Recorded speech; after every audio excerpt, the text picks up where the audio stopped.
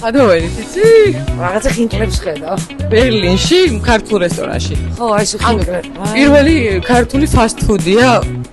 ის გარემო კი არის fast food-ი. ვართ, მაგრამ ეს აუ რა მაგარი. აი მაგარია. მიუხედავად იმისა, რომ სულ რამდენი დღეა.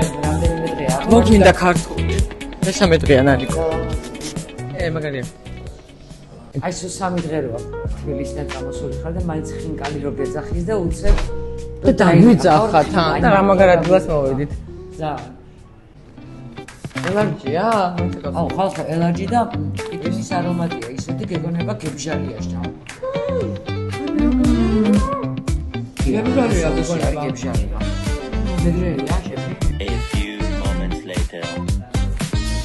Trees swaying with the ocean as my guide.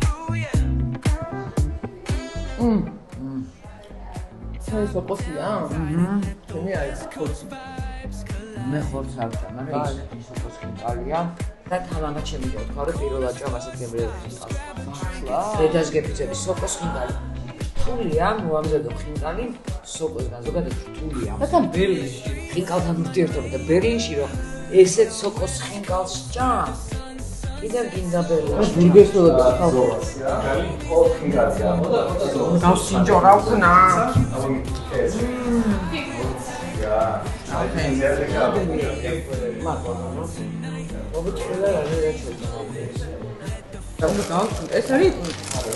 ეს არის ჩაკაპულის ბურგერი, ხო?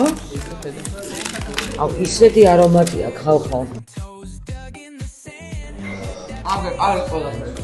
ხო, ხორცს არ ჭამ, თორე შევჭამდი ამასაც. არა და ხალხ თბილისში რა გემრიელია. მიდი შემილოცე და ეხლა ვჭამ თქმერულის ბურგერს. ივრის ისეთი არომატი მოდის და ქათმის რო აი ლაღის დამავიწყდეს რომ ვეგეტარიანელი ვარ. ვიტყუები ხორცს მაინც არ შევჭამ. კაი. ბერლინში ტყლაპს თუ ნახავდი ნაღდათ არ მეგონა. და მე როგორ ვიყავს ტყლაპი ხელში მე ზოგადად თბილისში ტყლაპზე ვზივარ, გავამკვიდრე ვიღაცა.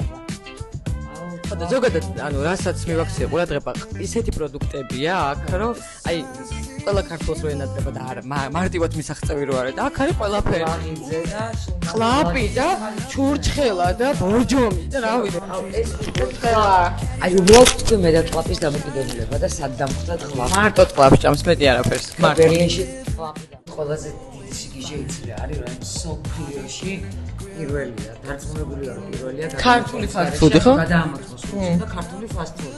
ხო. ანუ ვიზო ჩვენი ძილე სამზარეულო და სამ წუთში გაყვება ფერი რა ვიცი.